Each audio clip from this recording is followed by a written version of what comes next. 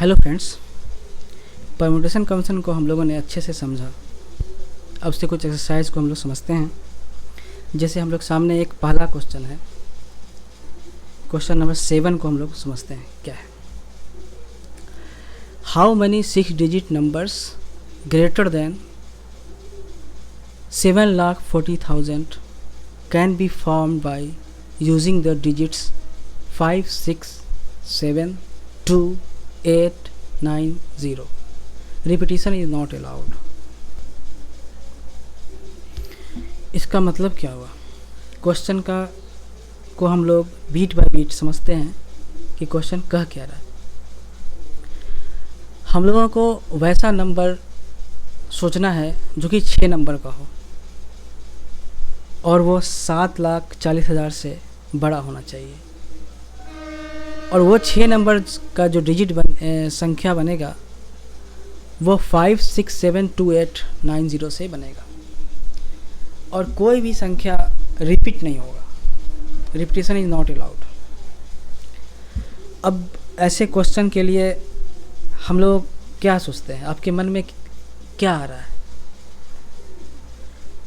अगर आपके मन में आ रहा है कोई फार्मूला होगा, इसको फार्मूला से बनाया जाएगा, तो सबसे पहले हम लोग को ये सोचना चाहिए था, हमारे मन में ये विजुअलाइज होना चाहिए कि हमें क्या करना है।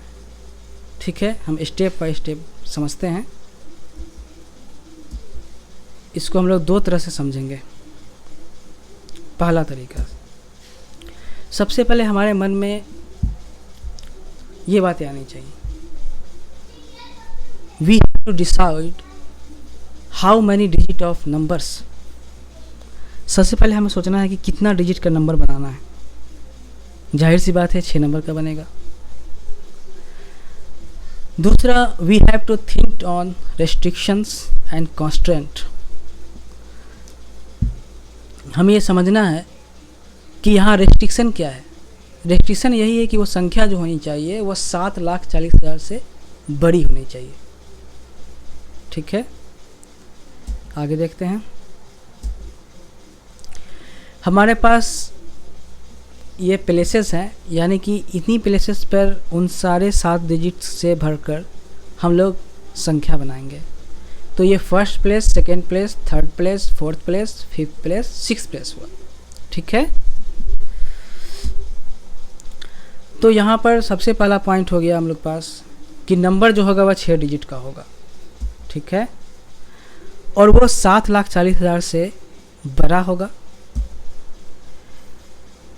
और जो फर्स्ट प्लेस है, यहाँ पर रेस्ट्रिक्शन क्या है कि अगर 7 रह सकता है, 8 रह सकता है, 9 रह सकता है, क्योंकि 7 रहने से वह 7 लाख होगा, 8 लाख होगा 8 रखने पर, 9 रखने पर 9 लाख होगा, जो कि 7,40,000 से ज़्यादा होगा। लेकिन एक कंस्टेंट क्या है यहाँ पर, अगर फर्स्ट प्लेस पर 7 होगा तो सेकेंड प्लेस पर हमें सावधानी रखना होगा, क्योंकि अगर हम 7,40,000 से बड़ी संख्या चाहते हैं तो सेकेंड प्लेस पे हमें 5, 6, 8, 9 इन्हीं में से कोई एक संख्या रखना होगा, एक अंक रखनी होगी, जिससे वो संख्या 7,40,000 से बड़ी हो सके। ठीक है, देखते हैं आगे हम लोग। सबसे पहला केस हम लोग डील करते हैं वही, जब फर्स्ट प्लेस पर 7 हो तब क्या होगा। ठीक है, तो अगर 7 अगर रख ही दें हम लोग तो यानी वो तो फिक्स हो गया। यानी एक ही तरीका है। सेकेंड प्लेस पे कंस्ट्रेंट है, रेस्ट्रिक्शन है। वो क्या है कि हम 5, 6, 8, 9 इन्हीं चारों में से कोई एक रखेंगे, तभी संख्या 7,40,000 से बड़ी होगी। जब हम फर्स्ट और सेकेंड प्लेस पर संख्या रख देते हैं, मतलब डिजिट रख देते हैं, तो हमारे पास 7 में से 2 डिजिट रख दिया, यानी कि 5 डिजिट बच जाता है, जो इन्हीं 4 प्लेस पर रखना है। उन 5 डिजिट में से कोई भी 4 को सिलेक्ट करके हम यहाँ पर रख सकते हैं। इसमें कोई रेस्ट्रिक्शन नहीं है। यानी कि हम उसको बोल सकते हैं कि वह 5p4 तरीका से रख सकते हैं। अब 5p4 क्या है, मतलब यही है कि एक ऐसा अरेंजमेंट होना है 5 थिंग्स को लेकर के, मैंने 5 यहाँ पर 5 डिजिट है जो कि इन्हीं 4 प्लेस पर रखना है, जिसको हम लोग 5p4 से दर्शाते हैं। आगे समझते हैं इसे। यानी हमारे पास 1 ways, 4th ways and 5p4 ways है। और हम लोग जानते हैं कि यहाँ इस सभी को प्लेस को भरने पर ही हमें संख्या मिलेगी, यानी कि सभी कामों को एक साथ करना होगा। तो यहाँ पर लॉ ऑफ मल्टीप्लिकेशन वर्क करेगा, तभी ये काम पूरा होगा। यानी हम लोग टोटल वेज हम लोग के पास जो है वह 480 है। ओके, हम लोग आगे देखते हैं। दूसरा केस, अगर फर्स्ट प्लेस पर 8 हो या 9 हो तो जाहिर सी बात है वो संख्या 7 लाख से तो बड़ी हो ही जाएगी। तब हम लोगों के पास second, third, fourth, fifth, sixth place पे कोई रेस्ट्रिक्शन नहीं है। हम लोग किसी भी डिजिट को चुनकर हम लोग यहाँ पर अरेंज कर सकते हैं, कोई इशू नहीं होगा। यानी कि हमारे पास जो 6 डिजिट है उसको इसी 5 में हम अरेंजमेंट कर सकते हैं, जिसे हम 6p5 से दर्शाते हैं। यानी कि हमारे पास जो वेज हो गया वो फर्स्ट प्लेस पर 2 वेज से हम लोग फिलअप कर सकते हैं, और रिमेनिंग प्लेसेस पे हम 6p5 से कर सकते हैं। और लॉ ऑफ मल्टीप्लिकेशन के आधार पे इन दोनों को मल्टीप्लाई करना होगा, जिससे हमें इस नंबर का टोटल वेज निकल जाएगा। हम फिर से यहाँ एक चीज़ समझना चाहते हैं। जैसे फर्स्ट प्लेस पर 2 वेज है, अगर हम यहाँ पर 6p5 भी नहीं सोचें, डायरेक्ट सोचें अगर कि अगर 7 डिजिट हमारे पास था, उसमें से एक 8 या 9 तो यहाँ रख दिए, अब जो रेस्ट 6 बचेगा उसको हम सेकेंड प्लेस पर उसमें से कोई एक से रख देंगे तो काम हो जाएगा। यानी कि 6 वे है हमारे पास, जो कि यहाँ हम लोगों ने 6 दिखाया। अब हम फर्स्ट सेकेंड को फिलिप करेंगे तो हमारे पास 5 डिजिट्स बचेंगे।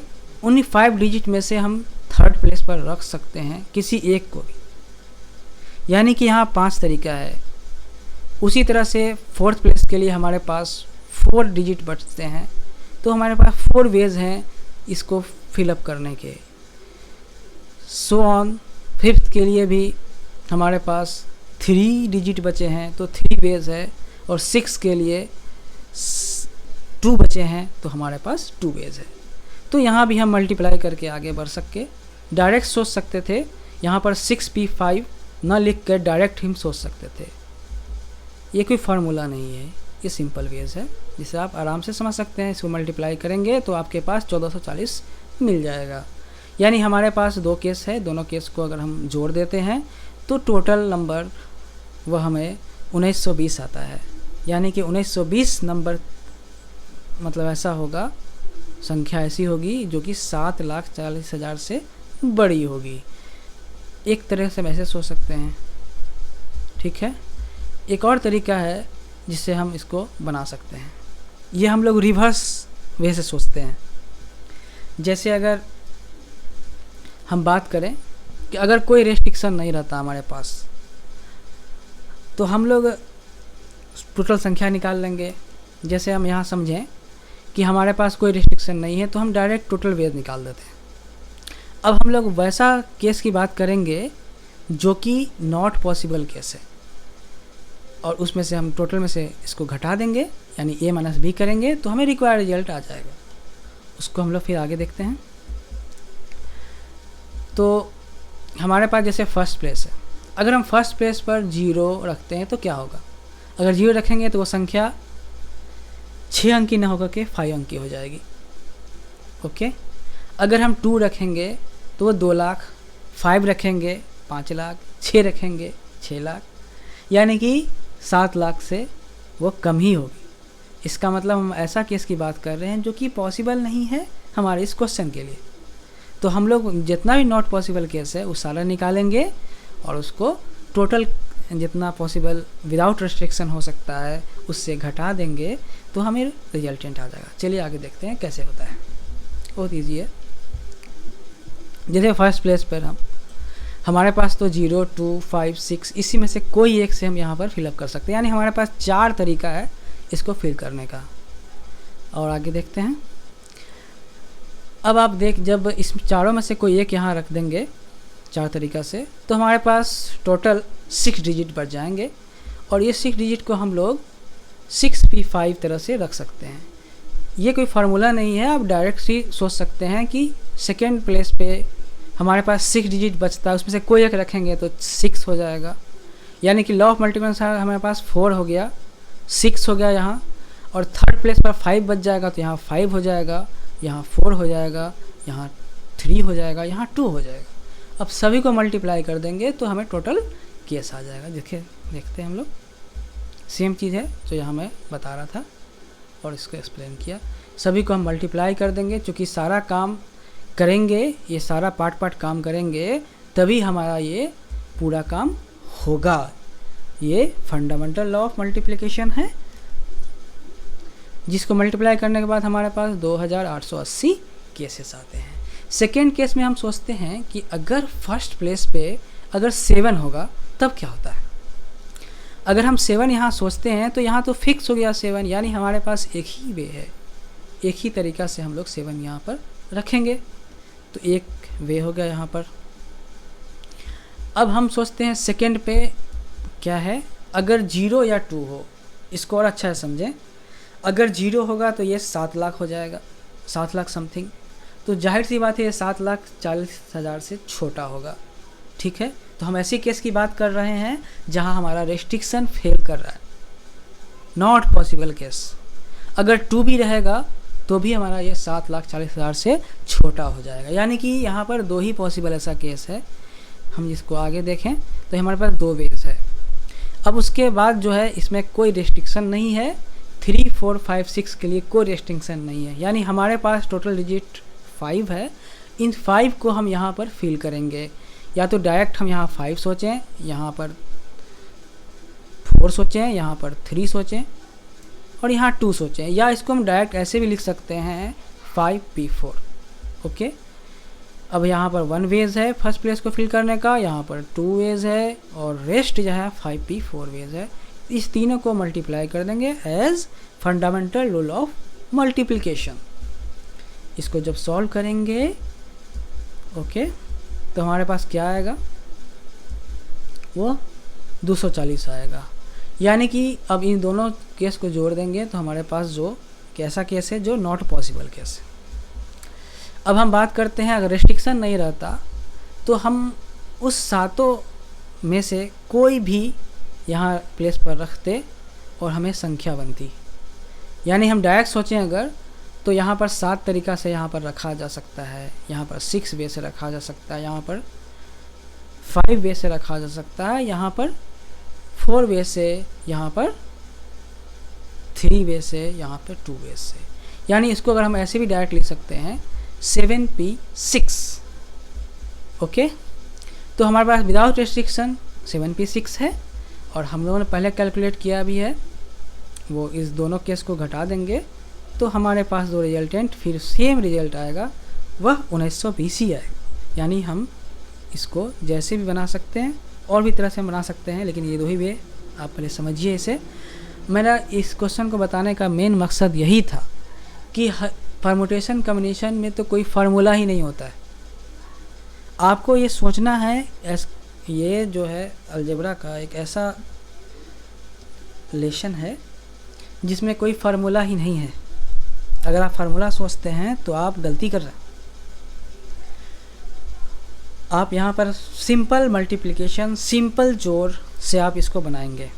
मैं आगे वाले जितने सारे एग्जाम्पल में बताऊंगा, मैं आपको यही प्रूफ करना चाहूँगा कि आपको किसी चीज़ को याद नहीं करना है। आप किसी भी चीज़ को आप सिंपल वे में समझ सकते हैं, सिंपल वे में बता सकते हैं, और किसी भी बात या कोई भी क्वेश्चन आपके सामने आती है तो आपको उस बात का विजुलाइजेशन होना चाहिए। अगर हम किसी बात को आपके सामने एक क्वेश्चन रखें, अगर आपके मन में एक अंधेरा कमरा बनता है, एक ऐसा कमरा जिसमें अंधेरा ही अंधेरा है, तो फिर हमारा पढ़ने का कोई फ़ायदा नहीं हुआ। अगर हम कोई बात को बोलें, जैसे हम बोले कि 7,40,000 से संख्या बड़ी होनी चाहिए, तो आपके मन में ये बात अगर नहीं आती है कि फर्स्ट प्लेस पे 7 होगा, हो सकता है, या 8 हो सकता है, या 9 हो सकता है, लेकिन जब 7 होगा तो फिर हमें जाना होगा सेकेंड प्लेस पे। सेकेंड प्लेस पर अगर हम जाएंगे तो फिर हमें सोचना पड़ेगा कि अगर यहाँ पर 2 आ जाता है, चूँकि हम जब पीछे जाएंगे तो देखेंगे, याद होगा हमें, हम पीछे जाते हैं तो उसमें हमारे केस के सामने भी आएगा, जो डिजिट था उसमें हमें 2 भी था। तो अगर हम 2 को यहाँ डालते हैं तो फिर हमारा जो होगा वो केस फेल कर जाएगा। तो हमें सोचना होगा कि अगर सेकंड, जो हमारे पास जो सेकंड प्लेस है वहाँ भी रेस्ट्रिक्शन है, तो हमारे मन में अगर ये बात नहीं आती है, अगर हम ये नहीं सोचते हैं, तो फिर इसका कारण क्या हो सकता है? कारण ये हो सकता है हम विजुलाइज नहीं करते हैं। मैंने अदर वीडियो में भी मैं बताया हूँ, जैसे मैंने ग्राफ बताया, ग्राफ में मैंने यही बताने का मकसद मेरा, उसमें सारा चीज़ में मैंने यही पॉइंट को थीम रखा कि अगर आपके मन में कोई चीज़ का विजुलाइजेशन नहीं आता है तो फिर हम कैसे उस बात को समझेंगे। जैसे अगर हम कोई कैलकुलस पढ़ते हैं, उसमें हम लोग क्या करते हैं, सिंपल सोचते हैं, डिफरेंशिएशन कैलकुलेशन का हम लोग फार्मूला याद कर लेंगे, ऐसा क्वेश्चन रहेगा, दिखेगा, साइन रहेगा, तो हमको क्या कॉस वहाँ पर क्या लगाना, मैं ऐसा मन में ऐसा बना चुके हैं, तो फिर इसका कोई फ़ायदा नहीं हुआ। आपको ये समझना है कि मेन थीम क्या है, विजुलाइज नहीं कर पा रहे हैं। कोई अगर हम आपके सामने अगर कोई लीनियर इक्वेशन होता है तो आपके मन में स्ट्रेट लाइन नहीं बनता है। अगर 3rd डिग्री लीनियर इक्वेशन होता है और आपके पास प्लेन नहीं बनता आपके मन में, ठीक है। तो मैं यही अपने सारे लेक्चर से मैं यही बताना चाहूँगा कि आप मैथ के साथ प्ले कीजिए, खेलिए मैथ के साथ। मैथ का अपना भाषा है, मैथ को किसी भाषा की ज़रूरत नहीं है। मैथ ओके, ठीक। इस तरह से मैं इस वीडियो के लिए इतना ही। ओके, बाय और थैंक फॉर वाचिंग। और दोस्तों, मैंने ये चैनल बनाया है, इसको आप इस वीडियो को लाइक कर दें और सब्सक्राइब कर दें और बेल आइकन को भी प्रेस कर दें, जिससे अगर मैं कोई वीडियो नया बनाऊंगा तो आपको नोटिफिकेशन मिल जाएगा। और अपना कमेंट बताएं कि आपको वीडियो कैसा लगा।